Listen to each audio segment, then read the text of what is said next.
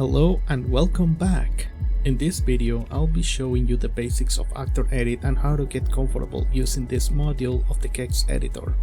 Before we start, I just want to say, if you enjoyed this video, don't forget to like, comment and subscribe. I appreciate everyone's support. Let's get on with the tutorial. Actor Edit in the KEX editor allows you to add objects internally referenced as actors. In video game development, an actor is an NPC entity the player can interact with. Think of a Turok map as a theater play. Meshes are the background objects, sectors are the script everyone is following, and actors are the people performing the play. In Turok, an actor can be anything, from an enemy to a moving platform.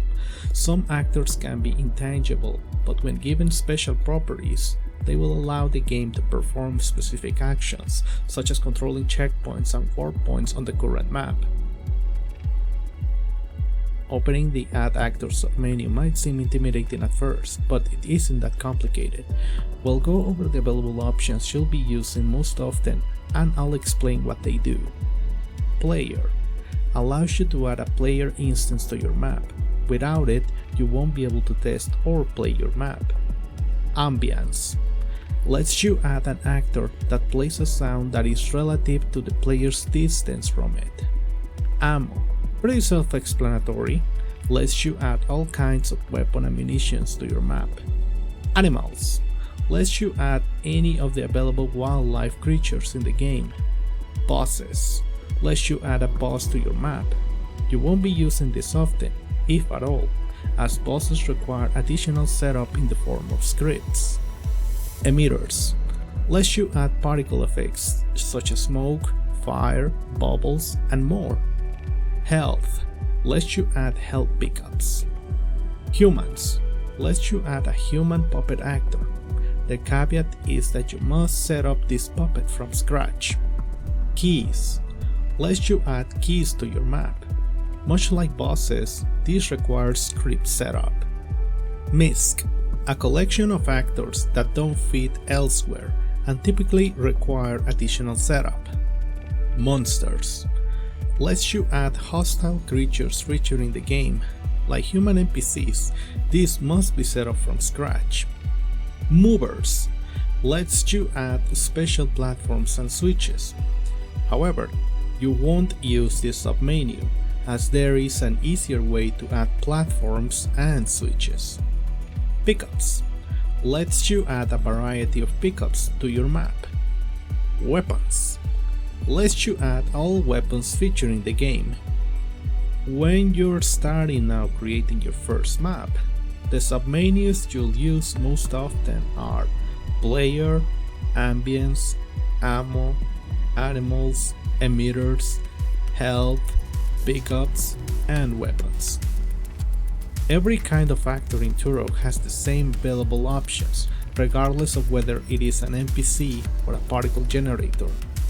The limited space on an N64 cartridge forced the original developers to perform what can only be described as black esoteric magic when programming the game.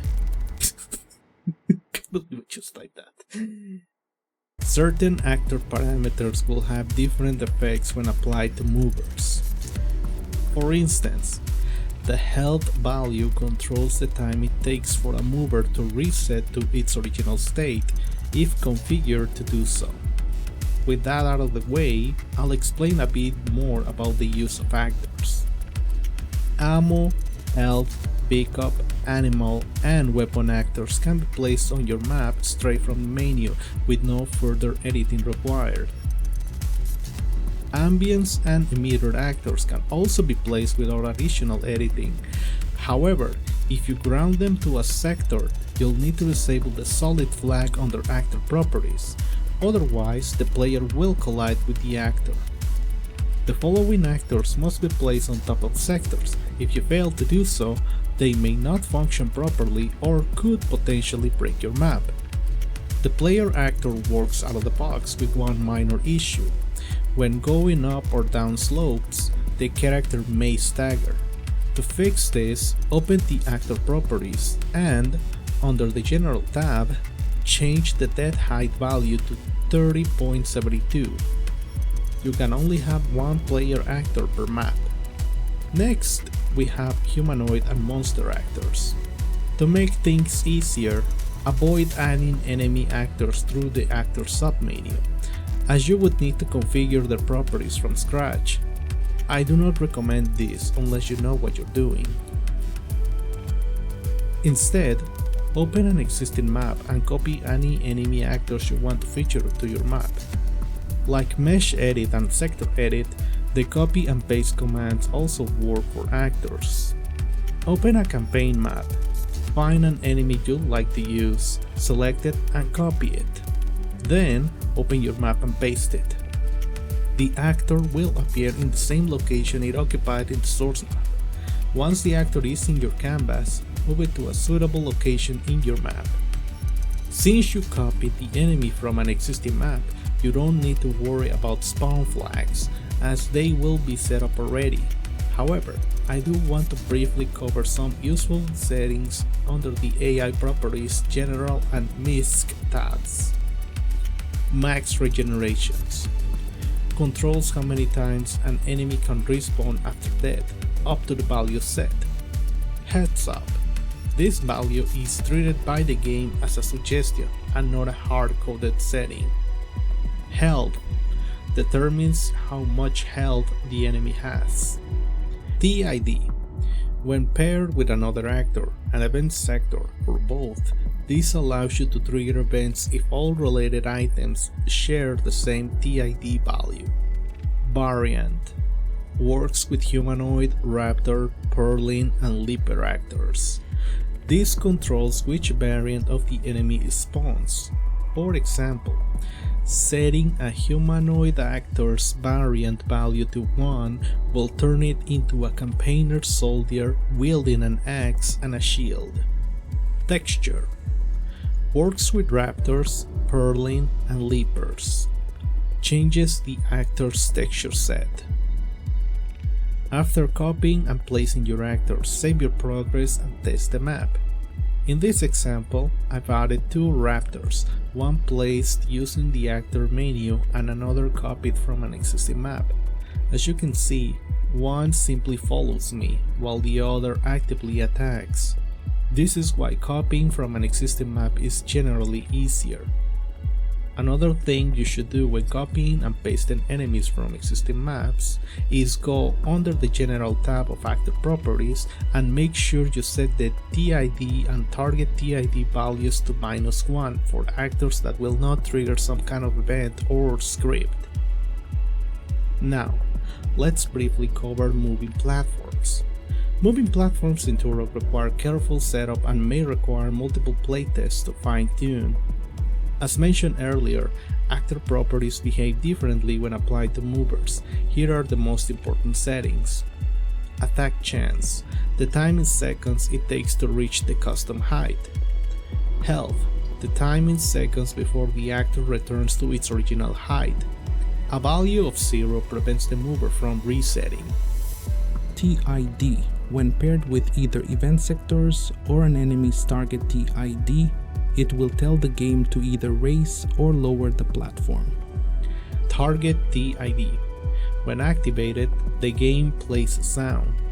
Examples include Deep Rumble 523, Common Rumble 526, and Elevator Whirl 561. Params 1 controls the changing height when activated. A negative value causes the platform to move downward. For most movers, the formula is currently on screen, where P1 is the params 1 value. However, mover underscore floor lower 1 slow and mover underscore floor perpetual use a different formula. Moving platforms require a mover actor with a unique TID value set under the General tab. This TID can then be assigned to 2 or more sectors with the event flag enabled and ARG4 set to the same TID value. When the player steps on these event sectors, the mover will activate. Alternatively, you can assign the same TID value to an NPC's target TID field. When that enemy is killed, the mover will activate. In this example, I'll set up two platforms, one triggered by stepping on event sectors and another triggered by defeating an enemy. Once your movers are configured correctly, you generally won't need to adjust them again. With this, I've covered the basics of using the KEX editor for Turok Dinosaur Hunter. Everything you learn here can carry over to the map editors in Turok 2 and Turok 3. While those games are more complex than Dinosaur Hunter, these fundamentals will take you a long way. Thank you for watching, have a nice day, and I'll see you in the next one.